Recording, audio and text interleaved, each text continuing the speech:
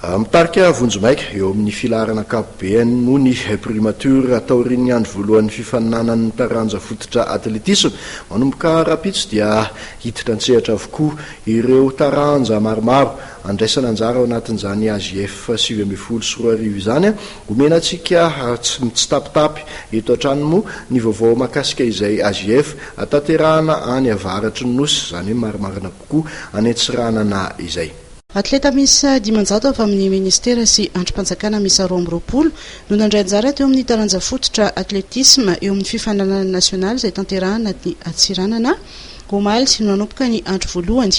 Mizara amin'ny sokajy maromaro ny mpifaninana.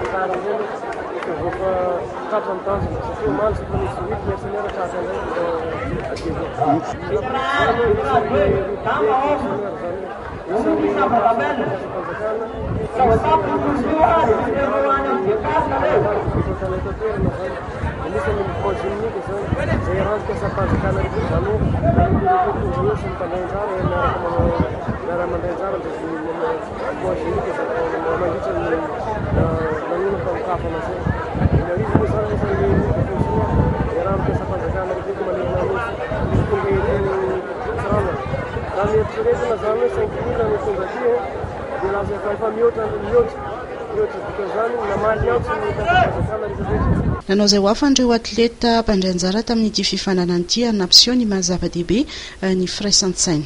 Mbola itony alahady izao ny andro faharoa amin'ny atletisme raha ampitsy kosa ny lanonam-panokafana amin'ny Asief. Dia iny vaovao mahakasika ny Asief iny ihany koa no entiko manakatona ny fandarana amin'ity hariva ity.